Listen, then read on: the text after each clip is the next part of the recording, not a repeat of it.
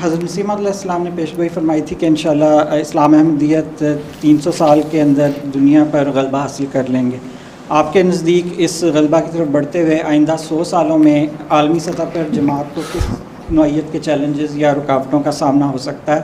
Knees हम इससे अपनी अगली नस्ल को निपटने के लिए कैसे अल्लाह ताला जब तब्दीली पैदा करना चाहता है ना, तो वो बख्ततन अल्लाह ताला ने लफ्ज़ इस्तेमाल किया कि अचानक होता है सारा कुछ, और बाद हालात ऐसे अल्लाह ताला फिर पैदा करता है हालात जिसकी वजह से सारा चैन। ईसाइयत जो फैली है उसकी मिसाल सामने जब ये फरमाया ना, तो ईसाइयत की मिसाल दी कि ईसाइयत को कोई नहीं जानता था, दबे हुए थे, छुपे हुए थे। असहाबे काफ जो थे वो छुप के इबादत करते थे, मौका मिलता था आके इबादत कर लेते थे, या बाहर निकल आते थे फिर छुप जाते थे जब हमला होता था। आखिर एक वक्त आया कि जब रोमन एम्पायर में ईसाइयत फैली, चाहे गलत या सही, लेकिन उनको फिर खुली छुट्टी मिल गई, वो बाहर आ गए।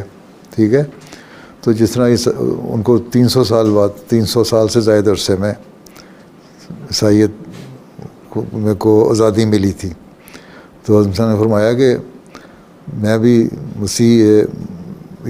मसीह के कदमों पे आया हूँ, मसीह मोहम्मदी हूँ, और मेरा भी अल्लाह ताला ने मुझे यही कहा हुआ है, तो वादा कि अहमदियत फैलेगी, इस्लाम हकीकी इस्लाम फैलेगा। लेकिन तुम देखोगे 300 साल का अरसा नहीं गुजरेगा कि जब अक्सरियत दुनिया की इस्लाम के झंडे तले आ जाएगी। तो इसके लिए एक तो ये है कि हमारे अमल, हमारी दुआएं, ठीक है, दुआओं के साथ अमल भी होना चाहिए ना, कि सिर्फ हम यही कह दे रहे हैं अहमदियत फैल जाएगी, वल्लाह किया वादा है। अल्लाह ताला का वादा मूसा से भी था, लेकिन जब यहूदियों ने गलत किस्म का रवैया दिखाया तो अल्लाह ताला ने कुरान शरीफ में लिखा है, मैं 40 साल तक उनको भटकते रहे जंगलों में। ठीक है, कुछ नहीं मिला उनको।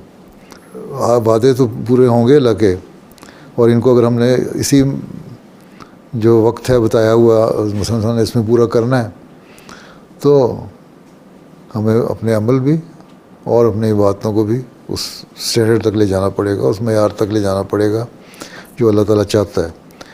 और अगर नहीं तो फिर कौम पैदा कर देगा अल्लाह ताला, लेकिन वादे तो अल्लाह ताला किसी वक्त पूरे हो जाएंगे।